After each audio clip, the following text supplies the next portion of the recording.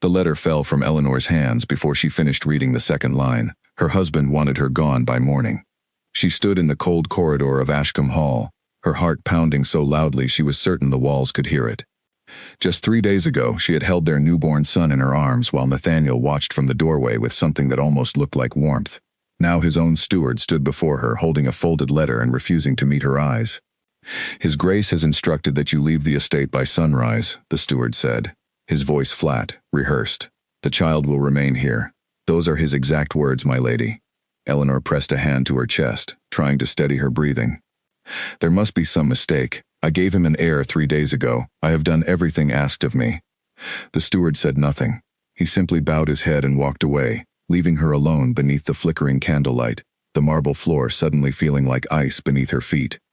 She thought back to the day she married Nathaniel Gray, the Duke of Ashcombe. It had never been a match born of love. Her family had lost their fortune years before, and when the Duke's mother proposed the arrangement, Eleanor's father had accepted before she was even consulted. She was 20 years old, quiet and thoughtful, raised to believe that duty came before desire. She walked down the aisle with her chin held high, promising herself she would make the best of a marriage built on necessity rather than affection. At first, Nathaniel had been distant but not unkind. He spoke to her with polite formality, inquired after her comfort, and allowed her the freedom to arrange her own days as she wished.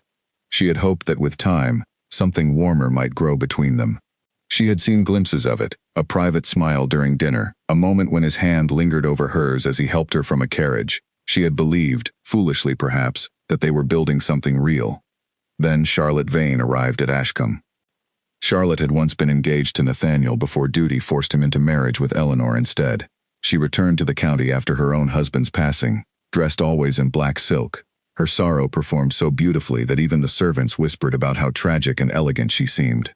Eleanor had welcomed her with courtesy, never suspecting the danger hidden behind Charlotte's soft words and careful smiles. It began with small comments. Charlotte would mention, seemingly by accident, how close she and Nathaniel had once been. She would recall memories that Eleanor had no part of, laughing softly as though sharing an old joke meant only for the two of them. Nathaniel, to his credit, seemed unmoved at first, but grief has a strange way of making people vulnerable, and when his father died suddenly that winter, something in him changed.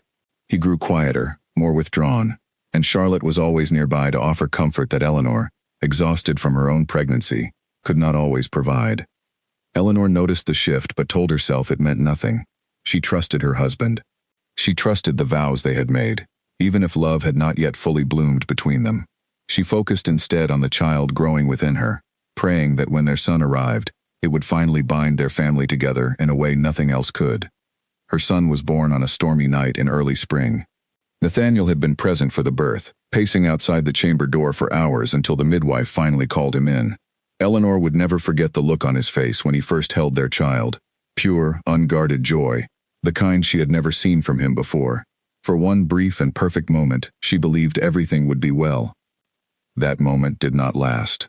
3 days later, the letter arrived, and Eleanor's entire world collapsed around her. She sat alone that night in the room where she had given birth, staring at the empty cradle beside her bed. The child had already been taken to the nursery, cared for by a nurse loyal only to the Duke. Eleanor was not permitted to see him again before she left. She begged the housekeeper, a kind older woman named Margaret Doyle, to let her hold him one final time, but even Margaret, with tears in her own eyes, said it was forbidden. "What have I done to deserve this?" Eleanor whispered into the darkness. She did not know that Charlotte had visited Nathaniel earlier that same day, carrying with her a forged letter supposedly written by Eleanor to a former acquaintance, filled with words suggesting an affair that had never taken place.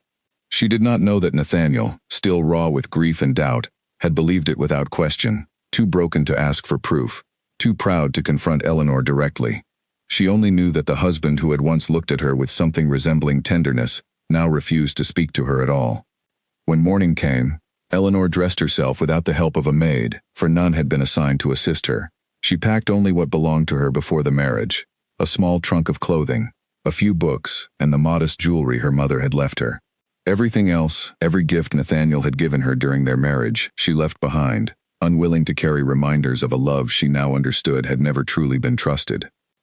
As she walked through the halls of Ashcombe Hall for the last time, she passed servants who would not meet her gaze, except for Margaret, who pressed a small parcel of bread and dried fruit into her hands and whispered, "Be safe, my lady. Whatever this is, it is not right."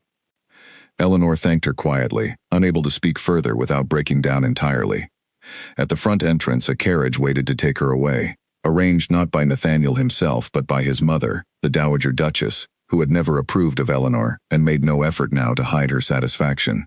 The older woman stood on the steps, arms folded, watching Eleanor's departure with cold, unreadable eyes. "You always were beneath this family," the Dowager said as Eleanor passed her.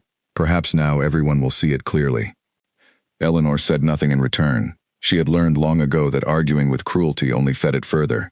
Instead, she climbed into the carriage, closed her eyes, and allowed herself, for the first time since receiving the letter, to weep. The journey away from Ashcombe felt endless. She watched through the small carriage window as the estate disappeared behind rolling hills, the home where she had hoped to build a life now nothing more than a fading shape on the horizon. She thought of her son, wondering if he would grow up believing his mother had abandoned him, never knowing the truth of what had truly happened. She arrived at a small inn on the edge of the county by nightfall, her funds limited, her future entirely uncertain. The innkeeper's wife, noticing her exhaustion and the fine but understated quality of her traveling clothes, offered her a modest room without asking too many questions. Eleanor accepted gratefully, too tired and too heartbroken to explain the circumstances that had brought her there. Alone in the small room that night, Eleanor allowed herself one final moment of grief. She thought of the wedding day she had approached with quiet acceptance, the marriage she had tried so hard to nurture, and the child she had been forbidden to hold before her departure. She thought of every kind word Nathaniel had ever spoken to her, wondering now if any of it had been genuine, or if she had simply been convenient until an heir was secured. But grief, she reminded herself, could not be allowed to consume her entirely. She had survived difficult circumstances before, when her family lost their fortune and she had been forced to learn resilience at a young age. She would survive this as well. She rose from the narrow bed and walked to the window, looking out at the quiet countryside beyond. Somewhere out there, a new life awaited her, one she would have to build entirely on her own strength, without title, without husband, without the child she loved more than anything in the world. "I will not disappear quietly," she whispered to herself, her voice steady despite the tears still drying on her cheeks. "One day, the truth will come to light. And when it does, I will be ready." With that quiet vow settled firmly in her heart, Eleanor finally allowed herself to rest, unaware that the events soon to unfold would test her courage in ways she could not yet imagine, and that the path ahead, though painful, would lead her toward a strength she never knew she possessed. Outside her window, the first light of dawn began to break across the horizon, casting a pale golden glow over the empty road that stretched before her, a road that would carry her far from everything she had known, toward a future she alone would have to create. 3 months passed before Eleanor found any real footing in her new life. The small sum she had carried from Ashcombe dwindled quickly, spent on lodging and food while she searched for some way to support herself. She had never worked a day in her life before this, having been raised as a lady and then married into a title, but necessity has a way of teaching skills that comfort never could. She found her opportunity in an unlikely place. The innkeeper's wife, a practical woman named Dorothy Fairweather, noticed that Eleanor had a gift for arranging flowers and fabric with an elegance that seemed almost effortless. When a local merchant's wife came through the inn complaining that she could not find anyone skilled enough to design the decorations for her daughter's wedding, Dorothy suggested Eleanor without hesitation. Eleanor hesitated before agreeing, unsure whether her limited skills would be enough, but desperation pushed her forward. She spent 2 days transforming the merchant's modest hall into something that looked as though it belonged in a much grander home, using ribbons, dried flowers, and careful arrangement to create an atmosphere of quiet elegance. The wedding guests were astonished, and within a week, 3 more families had requested her services. Word spread quickly through the county. Eleanor Whitfield, though no longer using her married name, became known simply as a woman with an extraordinary eye for beauty and detail. She rented a small room above a dressmaker's shop and began taking on more work, slowly building a modest but steady income. It was far from the life she had once known at Ashcombe, but there was a strange freedom in it as well, a sense of accomplishment that came from building something entirely through her own effort. It was during this time that she met Edmund Hale, a merchant who had recently expanded his trading business into the county. Edmund was a widower in his 40s, kind-eyed and soft-spoken, who had lost his wife to illness several years before. He first encountered Eleanor when he hired her to arrange the opening celebration for his new shop, and he was immediately struck by her quiet composure, and the sadness she carried carefully hidden behind polite conversation. "You carry yourself like someone who has known better circumstances," Edmund said to her one afternoon as she arranged flowers along the entrance of his shop. It was not a question, merely an observation, gently offered. Eleanor paused, uncertain how much to reveal. "I have known different circumstances," she said carefully. "Whether they were better is not something I am certain of anymore." Edmund did not press further, and Eleanor appreciated his restraint. Over the following weeks, their acquaintance grew into something resembling friendship. Edmund never asked about her past directly, though she suspected he had heard rumors, as most people in trading circles eventually did. Instead, he offered her steady work arranging displays and events for his growing business, work that paid well and allowed her independence she had never experienced before. It was Edmund who first suggested that Eleanor might have a talent for something greater than temporary decoration work. He had noticed how she organized supplies, tracked expenses, and negotiated fair prices with local suppliers, all skills she had developed managing the modest household budget during her marriage. "You have a mind for business, whether you realize it or not," he told her one evening, as they reviewed the accounts for an upcoming event. "Many men I employ could learn a great deal from watching how carefully you manage these details." With his encouragement, Eleanor began taking on more responsibility within his growing trade network, eventually managing an entire branch of his business dealing in imported textiles. She proved remarkably capable, her natural intelligence and attention to detail earning her respect from suppliers and clients alike, many of whom never suspected that the composed businesswoman before them had once been a duchess. Meanwhile, at Ashcombe Hall, the household existed under a growing shadow of unease. Nathaniel had grown increasingly cold and withdrawn following Eleanor's departure, spending long hours alone in his study, rarely speaking to anyone beyond what was strictly necessary. His son, whom he had named Oliver, was raised almost entirely by nursemaids and governesses, for Nathaniel found himself unable to look at the child without a strange and unfamiliar guilt settling over him, though he could not explain why.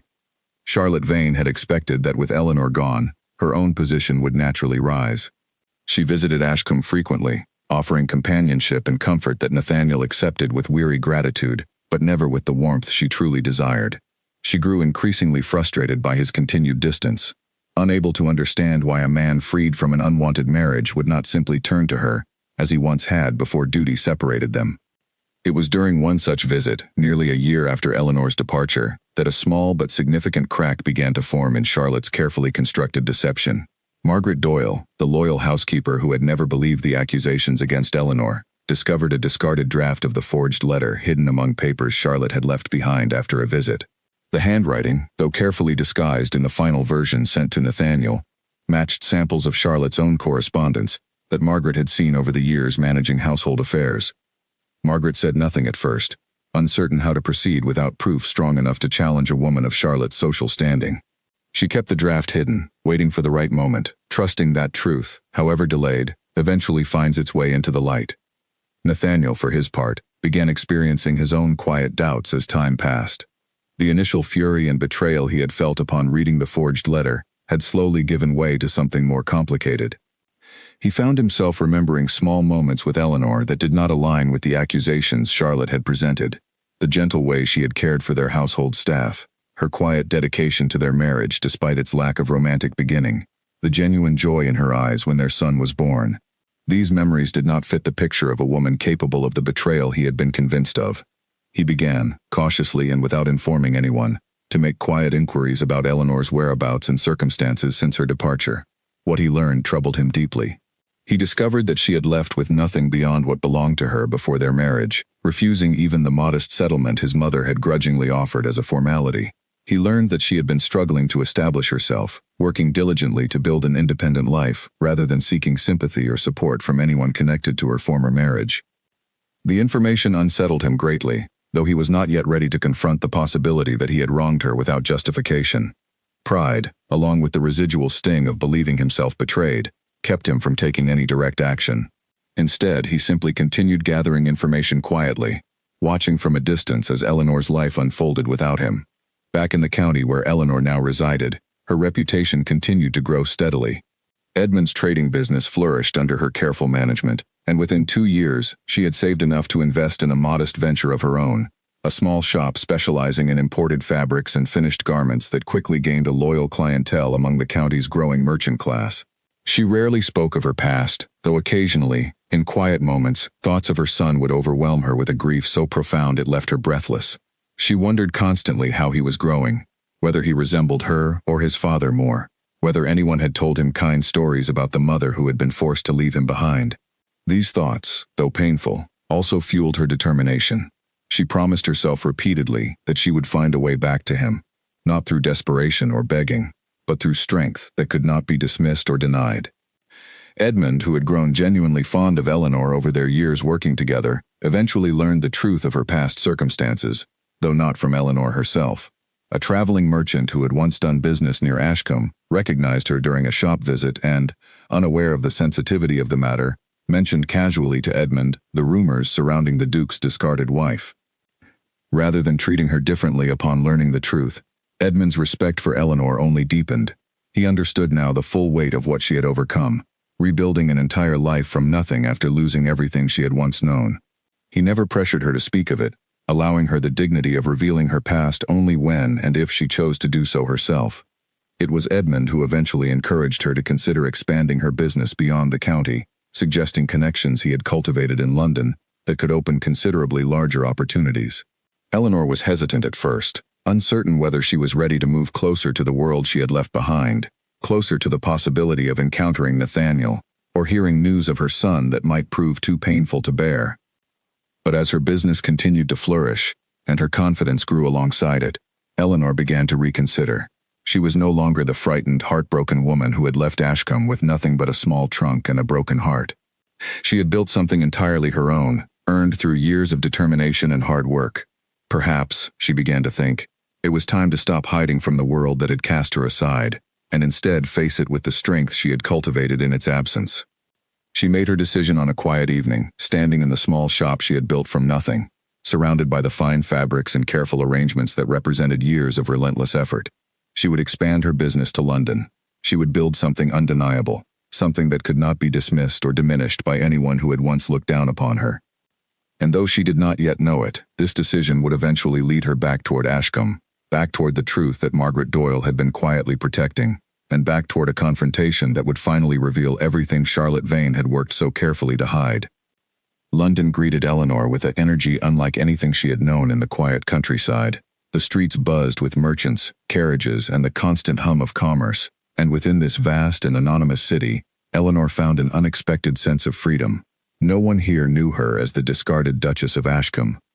She was simply Eleanor Whitfield, a businesswoman with a keen eye for fine textiles and an unshakable determination to succeed. With Edmund's connections and her own tireless effort, she secured a modest shopfront in a respectable trading district within her first month in the city. The early days were difficult, filled with long hours and constant uncertainty, but Eleanor had grown accustomed to hardship, and she approached each obstacle with the same quiet resilience that had carried her through every difficult moment since leaving Ashcombe. Her reputation grew steadily. She had an instinct for identifying quality fabric, and an even sharper instinct for understanding what her clients truly wanted, often before they could articulate it themselves.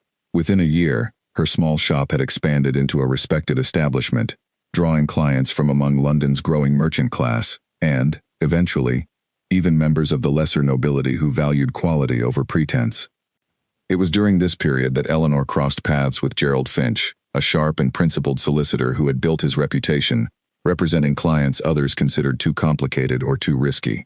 Gerald had heard of Eleanor's growing business through mutual acquaintances and approached her initially on a matter of contract law, helping her navigate an agreement with a difficult supplier who had attempted to take advantage of her relative inexperience in formal business dealings.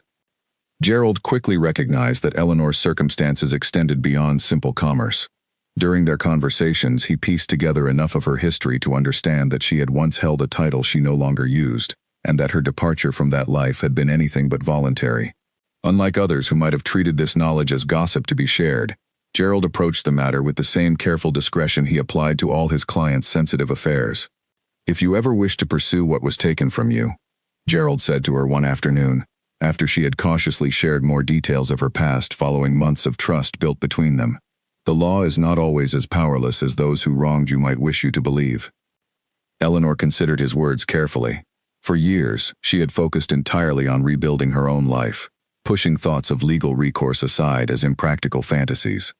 A woman in her position, without the same resources or social standing as her former husband, had little realistic hope of challenging a duke in matters of family and inheritance. But hearing Gerald speak with such calm confidence planted a seed of possibility she had not allowed herself to consider before. She did not act immediately. Instead, she continued building her business, allowing her reputation and resources to grow steadily stronger, understanding instinctively that any eventual confrontation with Nathaniel would require not just legal standing but undeniable personal strength as well. She wanted to return to Ashcombe, if she ever did, not as a woman seeking pity or begging for reconsideration, but as someone whose success could not be dismissed or diminished. Meanwhile, back at Ashcombe, the quiet unraveling of Charlotte's deception continued. Margaret Doyle, having held on to the incriminating draft letter for years, finally found an opportunity to bring it before Nathaniel, when Charlotte's own carelessness created an opening too significant to ignore. During a visit to Ashcombe, Charlotte had grown increasingly bold in her expectations, pressing Nathaniel about the possibility of marriage now that sufficient time had passed since Eleanor's departure. Nathaniel, still troubled by his lingering doubts, responded with hesitation that clearly frustrated Charlotte. In a moment of frustration, she made a passing comment, referencing details about Eleanor's alleged affair that had never actually appeared in the letter Nathaniel had received, details she could only have known if she had authored the deception herself.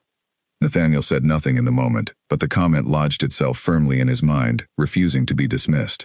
That evening he sought out Margaret, asking directly whether she had ever doubted the accusations against Eleanor. Margaret, sensing that the moment she had been waiting years for had finally arrived, revealed the draft letter she had kept hidden, along with her observations about the matching handwriting. The revelation struck Nathaniel like a physical blow. He spent that entire night alone in his study, reviewing the draft letter alongside correspondence he still possessed from Charlotte, comparing every detail with growing horror as the truth became undeniable. He had exiled his wife, the mother of his son, based entirely on a cruel and calculated deception, and he had done so without ever seeking her side of the story, without ever allowing her the basic dignity of defending herself against accusations she likely never even knew the full details of. The guilt that settled over him in the following weeks was suffocating. He confronted Charlotte directly, demanding the truth, and though she initially denied everything, his evidence combined with his unwavering resolve eventually forced a confession from her. She had crafted the forged letter out of jealousy and desperation, unable to accept that the man she had once been promised to had married another woman, unwilling to watch that woman succeed where she herself had failed to secure his affection. Nathaniel banished Charlotte from Ashcombe permanently, cutting all ties with a coldness that surprised even his own mother, who had long favored Charlotte's continued presence. But banishing Charlotte did nothing to undo the years of damage already caused. Eleanor remained somewhere beyond his reach, living a life he knew almost nothing about, raising no child of theirs together, missing years of their son's growth that could never be recovered. He began searching for her in earnest now, no longer content with the quiet, distant inquiries he had made previously. He hired investigators, questioned old acquaintances, and eventually learned that she had relocated to London, building a successful business under her maiden name. The information both relieved and devastated him. She was alive, she was well, she had clearly survived and even thrived, despite everything he had done to her.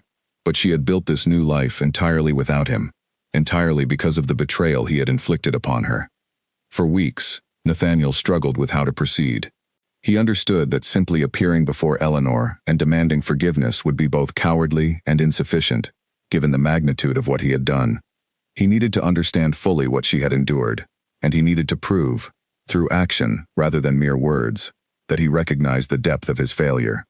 He began, quietly and carefully, gathering information about her business, learning of her reputation as a shrewd and respected merchant, learning of her partnership with Edmund Hale and her friendship with Gerald Finch, learning that she had built something entirely her own, without any assistance from the family that had once claimed to protect her.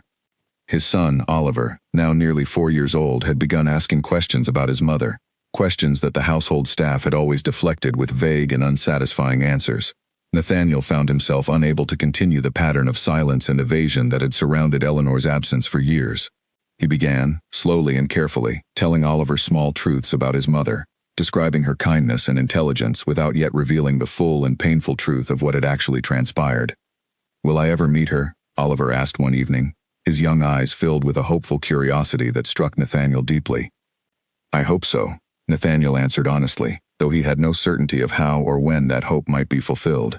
I hope so, more than you can possibly understand. As autumn settled over the county, Nathaniel made his decision. He would travel to London, not to demand anything from Eleanor, not to expect immediate forgiveness or reconciliation, but simply to finally offer her the truth she had been denied for so many years, and to begin, however imperfectly, the process of making amends for a wrong that could never be fully undone, but perhaps, with enough humility and effort, could eventually be addressed. He did not know what awaited him in London. He did not know whether Eleanor would even agree to see him, whether the years of separation and betrayal had hardened her heart beyond any possibility of reconciliation. But he understood, with a clarity that had been absent for far too long, that he owed her this much at the very least, regardless of what she chose to do with the truth once it was finally revealed. The knock on Eleanor's shop door came late in the afternoon, just as she was finishing her final appointments for the day.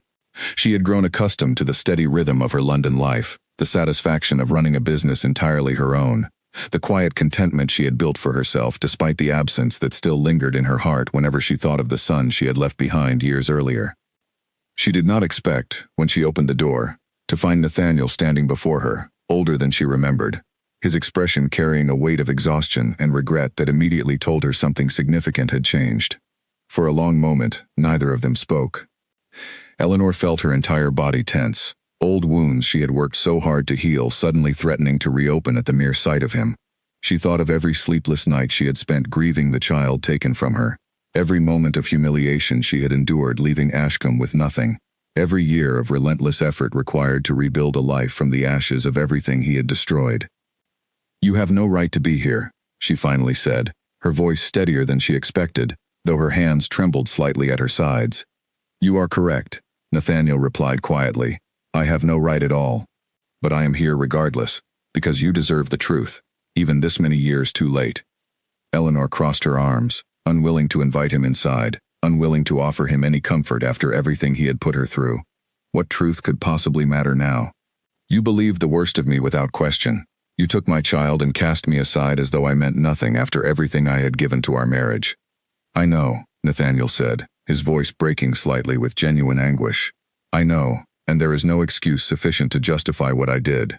But Charlotte deceived me, Eleanor. The letter that condemned you was forged, crafted with such careful detail that I never questioned its authenticity.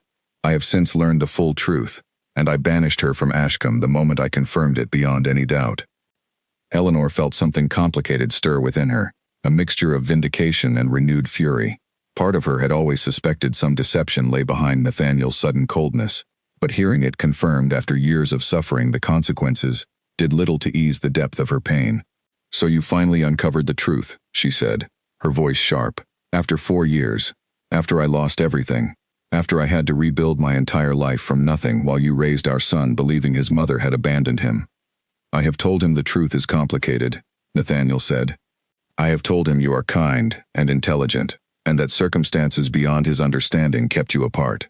I have not yet told him the full details, because I felt he deserved to hear that truth from both of us together, if you are ever willing to allow that." Eleanor's resolve wavered slightly at the mention of her son. Despite everything, despite the years of anger and grief, the thought of Oliver, now growing into a boy she had never had the chance to know, softened something within her that pure anger could not fully suppress. "How is he?" she asked quietly, unable to stop herself. "He is wonderful," Nathaniel answered, a faint, genuine smile crossing his face for the first time since his arrival. "He is curious and kind, and he asks about you more often than you might imagine. He deserves to know his mother, Eleanor, whatever you decide about me." They stood in silence for several long moments, the weight of years of separation hanging heavily between them. Eleanor finally stepped aside, allowing him into her shop, though her expression remained guarded and cautious. She listened as Nathaniel recounted the full details of Charlotte's deception, the forged letter, Margaret's quiet loyalty in preserving evidence of the truth, and his own growing doubts that had eventually led to the confrontation that exposed everything. "I do not expect forgiveness," Nathaniel said finally, once his explanation was complete. "I understand that what I did cannot simply be undone by an apology, however sincere, but I could not continue living without at least offering you the truth, and without giving you the choice, if you wish it, to be part of Oliver's life again." Eleanor sat quietly for a long moment, processing everything she had just heard. Years of anger, grief, and hard-won independence warred within her against the undeniable pull of a mother's love for a child she had never stopped thinking about, never stopped hoping to see again someday. "I need time," she finally said. "You cannot simply appear after 4 years and expect everything to resolve itself in a single conversation. I have built an entire life here, Nathaniel. I have a business that depends on me, friendships I value deeply, and an independence I am not willing to simply abandon because you have finally decided to acknowledge the truth." "I understand completely," Nathaniel said, nodding solemnly. "I am not asking you to abandon anything you have built. I am simply asking for the opportunity, whenever and however you are willing to allow it, to make amends, and to give Oliver the chance to know his mother." Over the following weeks, Eleanor found herself in an unfamiliar position, torn between the life she had painstakingly constructed in London and the pull of reconnecting with the son she had been forced to leave behind. She consulted with Gerald Finch about her legal standing, learning that with the truth now confirmed and documented, she had significant grounds to pursue formal reconciliation with her son, regardless of whether she chose any continued relationship with Nathaniel himself. She also spoke at length with Edmund, who had become one of her closest confidants over the years. His advice was characteristically measured and thoughtful. "You do not have to choose between the life you have built and the son you love," he told her. "There is no rule that says reclaiming one piece of your past means abandoning everything you have earned since." His words settled something within Eleanor, clarifying a path forward that she had not previously considered fully possible. She did not need to return to Ashcombe as the discarded duchess she had once been. She could return, if she chose to, as an independent and successful woman, on her own terms, with her own conditions clearly established. She wrote to Nathaniel several weeks later, informing him that she would visit Ashcombe, but only under specific conditions. She would maintain her business and residence in London. Any relationship with Oliver would develop at a pace she determined, without pressure or expectation. And any question of reconciliation between herself and Nathaniel remained entirely separate from her relationship with their son, not guaranteed simply because circumstances now allowed for the possibility. Nathaniel agreed to every condition without hesitation, relieved simply that she was willing to consider any return at all after everything that had transpired between them. The journey back to Ashcombe felt entirely different from the one she had taken years earlier, leaving in disgrace with nothing but a small trunk and a broken heart. This time she traveled in a carriage she had purchased with her own earnings, dressed in fine clothing crafted from fabrics she had imported through her own successful business, carrying with her not fear and uncertainty but a hard-won confidence built through years of relentless determination. As the familiar outline of Ashcombe Hall came into view on the horizon, Eleanor felt a complex mixture of emotions rise within her: grief for everything she had lost, anger for the injustice she had endured, and a cautious, fragile hope for whatever awaited her within those walls, particularly the son she had not seen since he was only 3 days old. She did not know exactly what to expect from this return, whether her heart would find healing or renewed pain, whether her son would accept her presence or view her as a stranger entirely. But she understood, with a clarity born from years of hard-earned strength, that whatever unfolded, she would face it not as the woman who had once been cast aside, but as someone who had rebuilt herself entirely. Someone who now approached Ashcombe not out of desperation, but out of her own deliberate and considered choice. The carriage came to a stop at the entrance of Ashcombe Hall, and Eleanor sat for a long moment before stepping out, gathering the composure she would need for what awaited her inside. The last time she had stood before these doors, she had been escorted away in disgrace, forbidden even a final glance at her newborn son. Now she returned as a woman entirely transformed, yet the memory of that painful departure still lingered heavily within her. Nathaniel met her at the entrance himself, dismissing the usual formality of servants announcing arrivals. His expression carried a nervous uncertainty that Eleanor had never witnessed in him before, a stark contrast to the composed and distant man she had once married. "Thank you for coming," he said quietly, offering his hand to help her from the carriage, though she managed the step herself, unwilling to accept assistance she no longer required. Before either of them could say anything further, a young boy appeared at the top of the entrance steps, his eyes wide with curiosity as he studied the woman standing before him. Eleanor's breath caught entirely at the sight of him. Oliver had grown into a bright-eyed child with features that unmistakably combined both her own and Nathaniel's. Dark hair like his father, but a gentle, thoughtful expression that reminded her instantly of herself. "Is that her?" Oliver asked, looking toward his father for confirmation, his voice filled with a hopeful uncertainty that mirrored the emotion clearly visible on Eleanor's own face. Yes, Nathaniel answered softly. This is your mother. Eleanor knelt slowly, bringing herself to the boy's eye level, unwilling to overwhelm him with the intensity of emotion she felt threatening to overtake her. Hello, Oliver, she said gently. I have thought about you every single day since you were born. Oliver studied her carefully, his childhood curiosity evident in his careful assessment. Father said you had to go away, but that it wasn't your fault, he said finally. Is that true? It is true, Eleanor confirmed, her voice steady, despite the overwhelming emotion building within her. I never wanted to leave you. I have missed you more than words could ever properly explain. After a moment of careful consideration, Oliver stepped forward and wrapped his small arms around her in a hug that broke through every remaining barrier of composure Eleanor had maintained. She held him tightly, tears finally falling freely, as years of grief and longing found their release in this single, precious moment. Nathaniel watched the reunion with visible emotion, understanding fully the significance of what he was witnessing, a moment made possible only because the truth had finally been allowed to surface after years of unjust separation. Over the following days, Eleanor spent considerable time with Oliver, allowing their relationship to develop naturally, rather than forcing an immediate closeness neither of them had earned yet. She told him stories about her life in London, about the business she had built, and the friends who had supported her along the way. Oliver, in turn, shared details of his own childhood, his interests, his lessons, and the questions he had carried for years about the mother he had been told so little about. Word of Eleanor's return spread quickly through Ashcombe and the surrounding county. Many were surprised, having believed the rumors Charlotte had once spread regarding Eleanor's alleged betrayal. When the truth of Charlotte's deception became more widely known, largely through the Dowager Duchess's own reluctant admissions once confronted directly by Nathaniel, the county's opinion of Eleanor shifted dramatically. She was no longer viewed as a woman who had betrayed her marriage and abandoned her child, but rather as a woman who had endured tremendous injustice with remarkable grace and strength. Charlotte herself, having been thoroughly disgraced and banished from Ashcombe, found her own social standing collapsing rapidly as the truth of her deception spread. Families who had once welcomed her warmly now closed their doors entirely, unwilling to associate with someone capable of such calculated cruelty. She eventually left the county altogether, her reputation irreparably damaged by consequences entirely of her own making. The Dowager Duchess, though never fully willing to admit fault in her earlier treatment of Eleanor, found herself forced to acknowledge, at least outwardly, the injustice that had occurred. She remained distant and formal in her interactions with Eleanor, though the open hostility she had once displayed diminished considerably, once she understood that Eleanor's continued relationship with Oliver was not something she could realistically oppose or prevent. As for Nathaniel and Eleanor, their relationship remained complicated and carefully measured. Nathaniel made no assumptions about reconciliation, understanding fully that Eleanor's presence at Ashcombe was motivated primarily by her love for Oliver rather than any renewed affection for himself.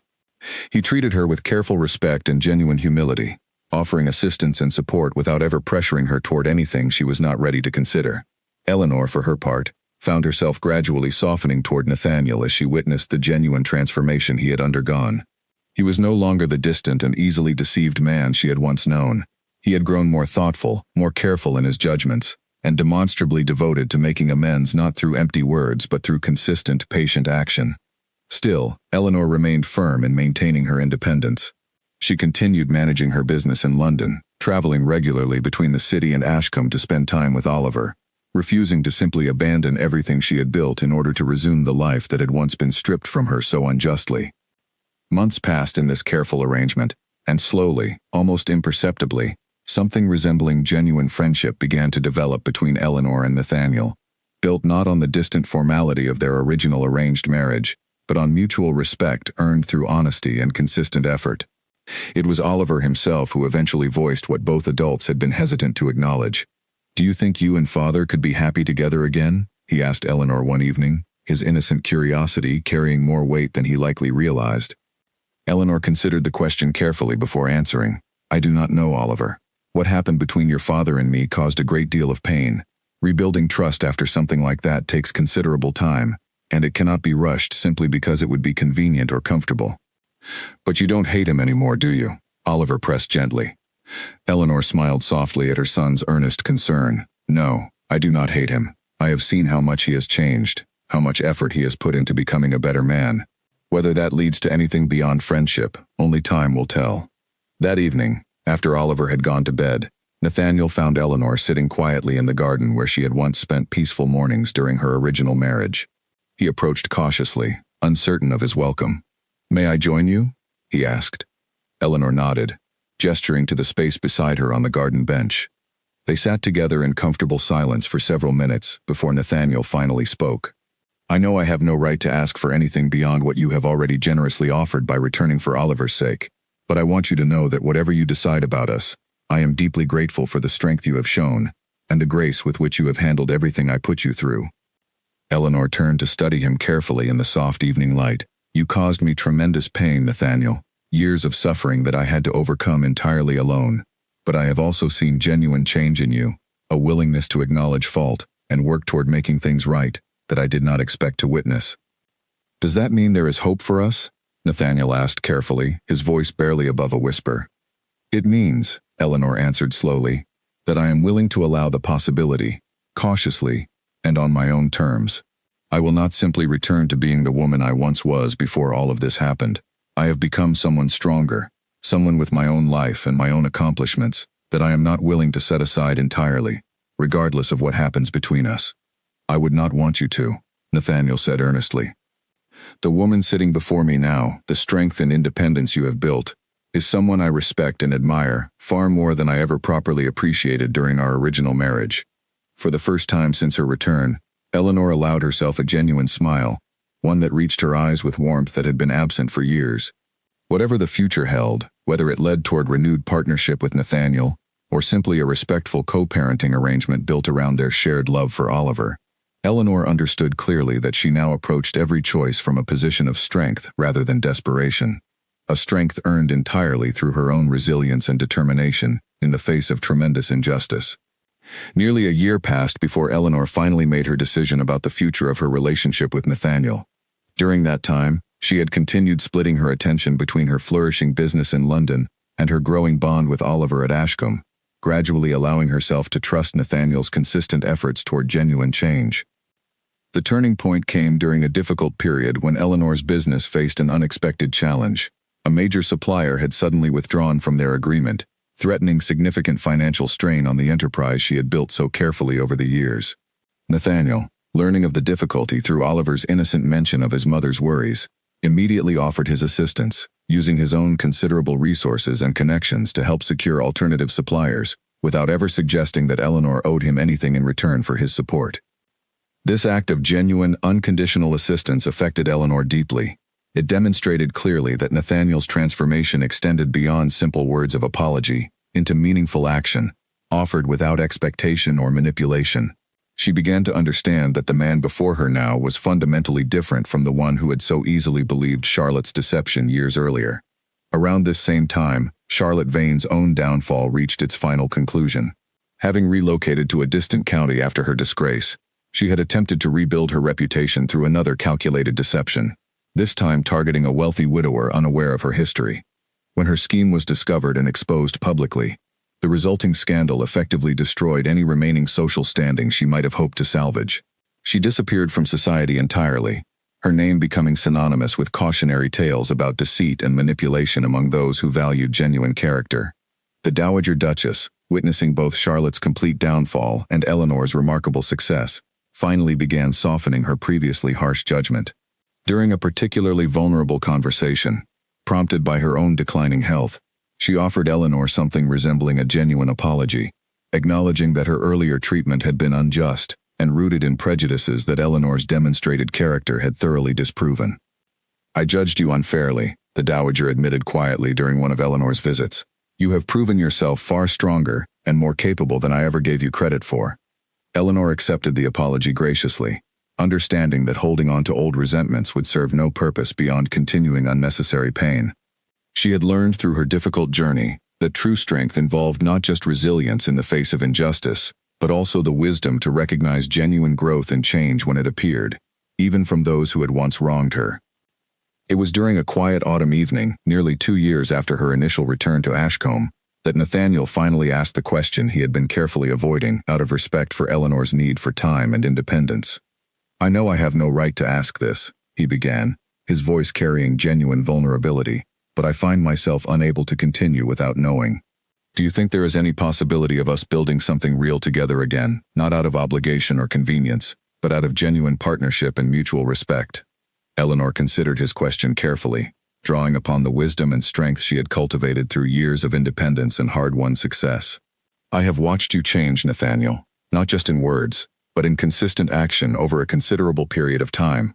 I have seen you become a better father to Oliver, a more thoughtful and humble man than the one I originally married. And what does that mean for us?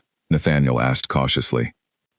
It means, Eleanor said slowly, a genuine warmth entering her voice, that I am willing to consider building something new between us, something built on equality and mutual respect, rather than the distant duty that characterized our original marriage. But it will need to be different this time, Nathaniel. I will not simply become a quiet duchess who exists at the periphery of decisions that affect her own life. I will maintain my business, my independence, and my voice in whatever partnership we build together. I would want nothing less, Nathaniel replied earnestly. The Eleanor before me now, strong and accomplished and unwilling to be diminished, is someone I respect far more deeply than the version of our marriage I once took for granted. Their eventual reconciliation, when it finally occurred, looked nothing like the original arrangement that had brought them together years earlier.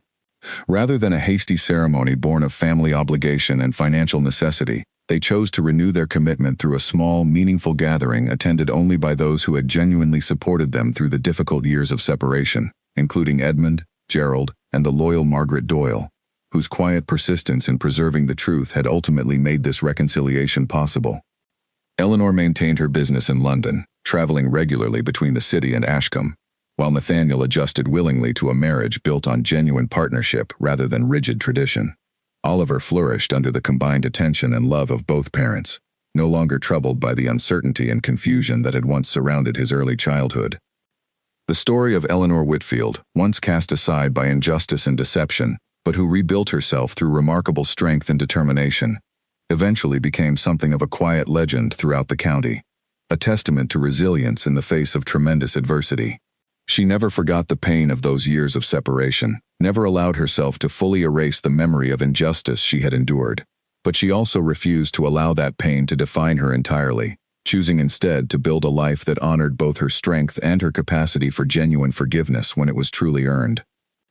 Years later, when Oliver had grown into a thoughtful young man himself, he would often reflect on the lesson his mother's journey had taught him, that true strength was not measured by never falling, but by the courage and determination required to rise again, rebuilding not just what was lost, but something even stronger and more meaningful than what had existed before. Eleanor, watching her son grow into a man who valued honesty, humility, and genuine strength above empty titles and social standing, understood that her difficult journey, painful as it had been, had ultimately shaped a legacy far more meaningful than the comfortable but hollow marriage she had originally entered so many years earlier. She had proven, through her own resilience, that even after being cast aside and stripped of everything she once knew, a woman's true worth could never truly be diminished, only tempered and strengthened through the fires of adversity into something unbreakable and entirely her own. 10 years passed, and Ashcombe Hall had transformed into a home filled with warmth and genuine happiness, a stark contrast to the cold, duty-bound estate it had once been during Eleanor's first difficult years of marriage. Oliver had grown into a fine young man, nearly 14 years old, thoughtful and kind, carrying both his father's sense of responsibility and his mother's quiet strength and determination. Eleanor's business in London had grown far beyond what she could have imagined during those early, desperate days after leaving Ashcombe with nothing but a small trunk of belongings. She now oversaw a network of trade connections spanning several counties, employing dozens of workers who valued her fair and thoughtful leadership. She had become something of an inspiration to other women in similar circumstances, often quietly offering guidance and support to those facing hardships similar to what she herself had once endured. Nathaniel had matured considerably as well, both as a husband and as a steward of Ashcombe's affairs. The lessons learned from his earlier failures had shaped him into a more careful, more empathetic leader, one who listened genuinely to those around him, rather than making hasty judgments based on incomplete information. He often spoke to Oliver about the importance of seeking truth carefully before forming conclusions, using his own painful mistakes as a lesson for his son to learn from without having to endure the same devastating consequences himself. The Dowager Duchess passed peacefully several years after her genuine reconciliation with Eleanor, having spent her final years witnessing firsthand the strength and grace that Eleanor brought not just to her marriage, but to the entire Ashcombe estate and the surrounding community. In her final days, she had expressed genuine gratitude for the transformation Eleanor had brought to their family, admitting that her earlier prejudices had blinded her to the remarkable woman her son had originally married. Margaret Doyle remained a beloved and trusted figure within the household, her quiet loyalty during the darkest years of Eleanor's absence never forgotten. Eleanor ensured that Margaret's dedication was properly honored, both through genuine friendship and through practical support, that allowed the aging housekeeper comfort and security in her later years. Edmund Hale and Gerald Finch remained close friends and trusted advisors throughout Eleanor's continued success, their early support during her most difficult years never forgotten despite the distance that sometimes separated London from Ashcombe. Eleanor often reflected that without their kindness and belief in her capabilities during those early uncertain days, she might never have found the strength and resources necessary to eventually reclaim her rightful place and confront the injustice that had once defined her circumstances. As for Charlotte Vane, her name eventually faded from memory almost entirely, remembered only as a cautionary tale whispered occasionally among those who valued honesty and genuine character over calculated ambition and deceit. She never recovered the social standing she had once enjoyed, her final years spent in relative obscurity, a fitting consequence for the tremendous suffering her deception had once caused. Oliver, now approaching the threshold of adulthood, often asked his mother about the years of separation that had once defined their relationship, curious about how she had managed to endure such profound injustice while maintaining the strength and grace that now defined her character so completely. "How did you survive it?" he asked her one evening, as they walked together through the same gardens where she had once found quiet solace during her most difficult years. "How did you not simply give up entirely, after everything that was taken from you?" Eleanor considered the question thoughtfully before answering, drawing upon years of hard-won wisdom. "There were moments when giving up felt like the only option available to me," she admitted honestly. "But I made a promise to myself, on the very night I was forced to leave Ashcombe, that I would not disappear quietly, that I would build something undeniable through my own strength, regardless of how long it might take." "And you did," Oliver said, admiration clear in his voice. "I did," Eleanor confirmed, a genuine smile crossing her face. "But more importantly, I learned that true strength is not about avoiding hardship entirely. It is about facing that hardship with determination and grace, and refusing to allow injustice to define who you ultimately become." Nathaniel joined them in the garden as evening settled comfortably over Ashcombe, the golden light of sunset casting a warm glow across the estate that had once witnessed such profound heartbreak, but now stood as a testament to genuine healing and hard-earned happiness. "Your mother," Nathaniel said to Oliver, placing a gentle hand on his son's shoulder, "taught me more about true strength and genuine character than I ever properly understood before. I nearly lost her entirely through my own foolish mistakes." Eleanor reached for Nathaniel's hand, a gesture that would have seemed impossible during the painful years of their separation, but now felt entirely natural, built upon a foundation of genuine trust and mutual respect earned through years of careful rebuilding. As the three of them stood together in the peaceful evening light, surrounded by the estate that had witnessed both tremendous injustice and eventual redemption, Eleanor reflected quietly on the remarkable journey that had brought her to this moment. She had been cast aside, stripped of everything she once knew, forced to rebuild an entire life through nothing but her own relentless determination and strength. But that painful journey had ultimately led her not just back to Ashcombe, but to a version of herself far stronger and more complete than the woman who had originally entered this estate as a young bride so many years earlier. She had proven, through years of quiet resilience, that even the deepest injustice could not permanently diminish a woman determined to reclaim her own worth and rebuild her own destiny, one deliberate and courageous choice at a time.